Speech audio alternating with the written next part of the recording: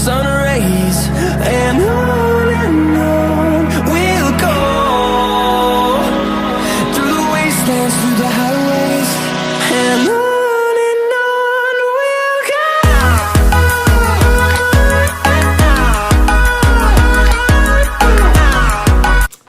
Hey guys, welcome back to my channel. So if you are new here, my name is Hunter and I am a flight attendant for a major US airline. If you are a returning subscriber, welcome back. Thank you guys for sticking around. Love ya, love ya.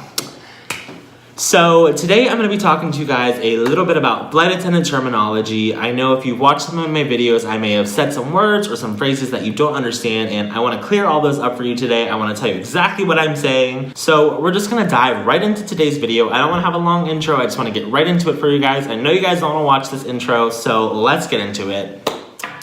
So the first term I want to talk to you guys about today is deadheading.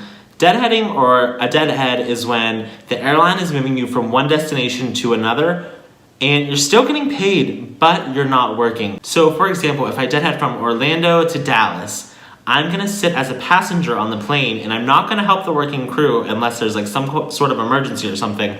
I'm just gonna sit there like a normal passenger and I'm still going to get paid.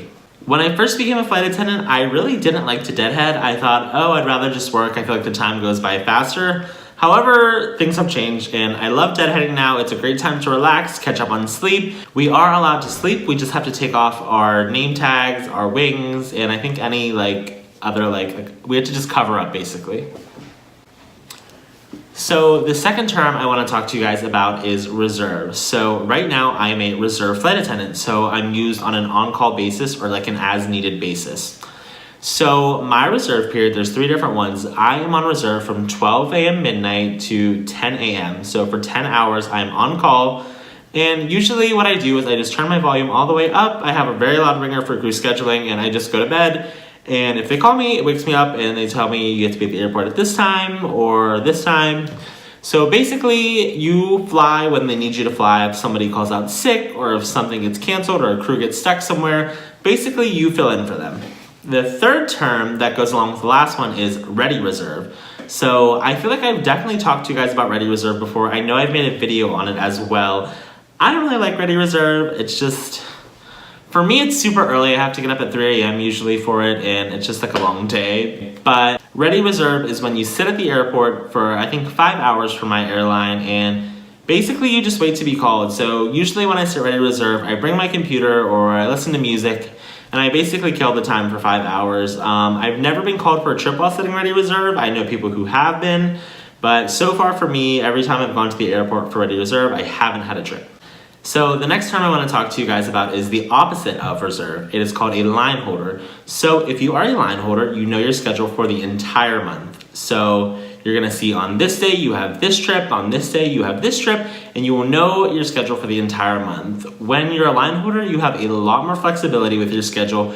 You're able to drop your trip to someone else or just drop it in general, and you can swap trips around with other flight attendants if there's something you want more or days you'd rather work. So it's definitely a lot easier to be a line holder, especially if you are commuting. And while we're on the topic of it, I will talk about commuting. So if you are a commuter flight attendant, that means you don't live in base and you have to fly to work. So when my fiance John was commuting, he was commuting from Tampa to Chicago. So basically he was living in Tampa but working in Chicago. So every time he had to work, he would have to catch a flight on standby to Chicago to make sure he got to work on time.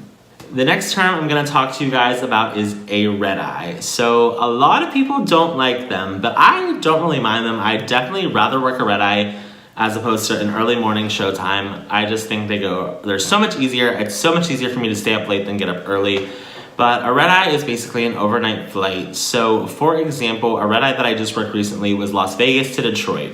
I think it left at, I wanna say like 8 p.m. in Vegas, which is really 11 p.m. on the East Coast, and we didn't get in until like 4 or 5 a.m. on the East Coast. So it's an overnight flight. I think they're very easy. Most of the passengers sleep the whole time. You don't really have to do much. The hardest part about it is staying awake.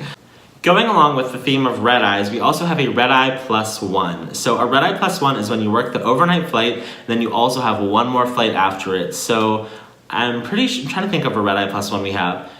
An example of a Redeye Plus One would be you work an overnight flight from Las Vegas to Detroit, you land in Detroit at 5 a.m., Then at 6 a.m. you'd work a flight from Detroit to Orlando. So you work the overnight flight and you still have one more to go. Redeye Plus Ones are a lot harder than a red-eye because usually when you get there from your first red-eye, you're very tired, and adding a whole nother flight onto it is very exhausting. Sorry guys, I had to stop filming for a minute because I had to call crew scheduling actually, so that was really fun. I'm hoping they give me a trip tomorrow because I think they're going to. Nothing on my schedule yet, but the next term I wanted to talk to you guys about is called bid or bidding. So each month in our emails, flight attendants will get a big packet of all the trips for the month, every day for the whole entire month. So there's different lines built into it. So like line 1 is your whole schedule for the month, line 2 is a different schedule for the month.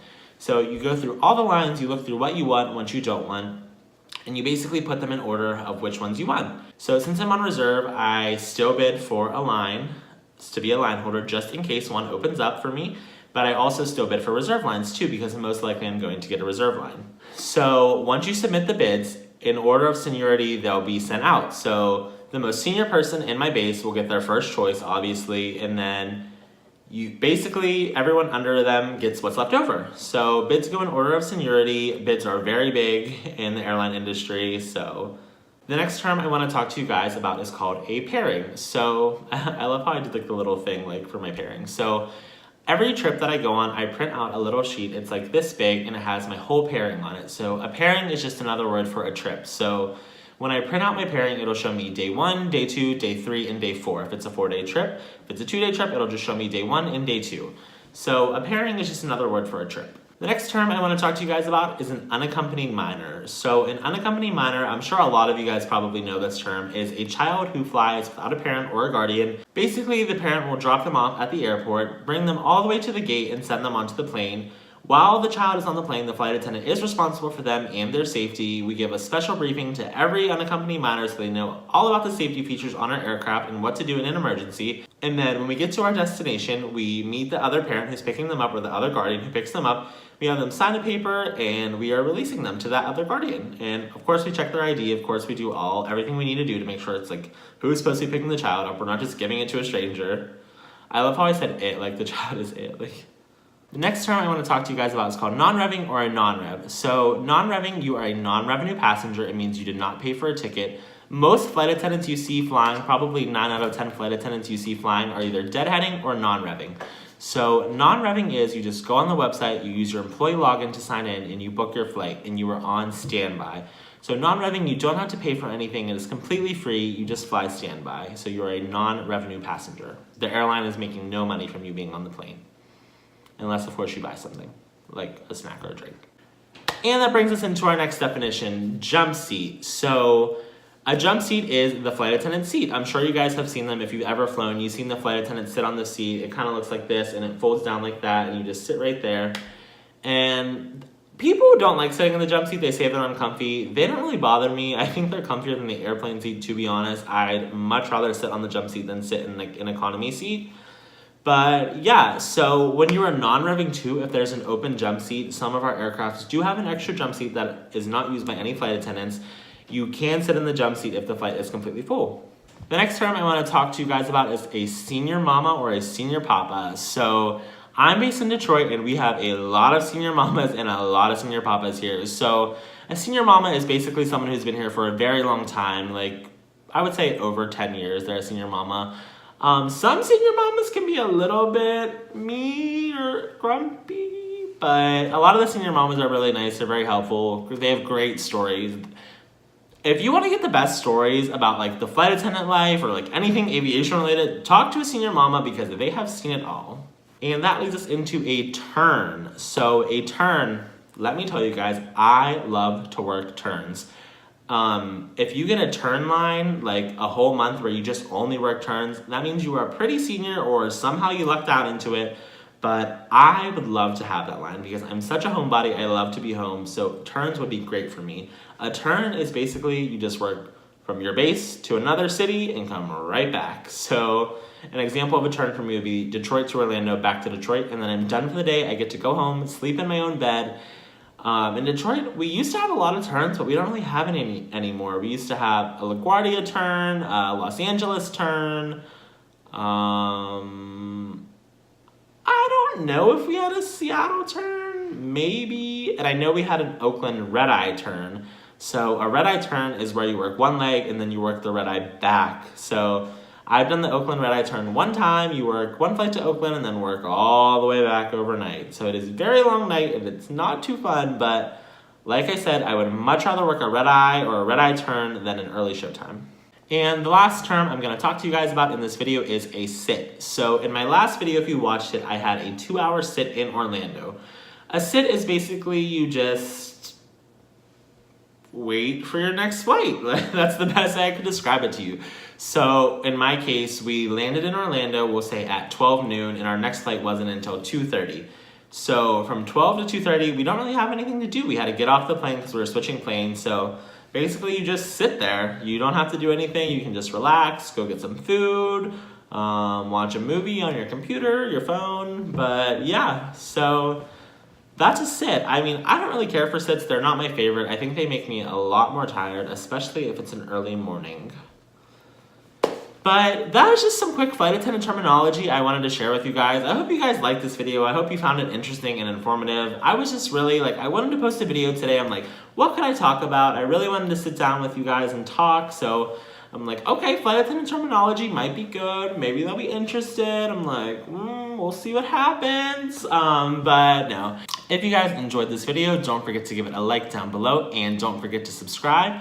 I should have some more trips coming up soon, so I definitely want to vlog those for you. I love vlogging my trips for you guys. You guys really seem to enjoy it, and you know what? I'm actually going to check my schedule right now because when I talked to crew scheduling a little bit ago, he said keep refreshing your schedule because we're going to be giving out trips soon. So let's see if I got anything. I don't have anything yet. Sad. But that is all I have for you guys today. Like I said, if you enjoyed this video, don't forget to like it down below. Please subscribe. I love meeting all of you guys. So many of you guys have been reaching out to me on my Facebook, my Instagram, in the comments down below, and I love talking to you. So please don't be scared to reach out to me. I don't bite. I'm really nice sometimes, not always, but no, I'm just kidding. And I don't have anything else to say, you guys. So I guess I will see you guys next time. Hopefully I'm on a trip. But yeah, I will see you guys next time. Bye.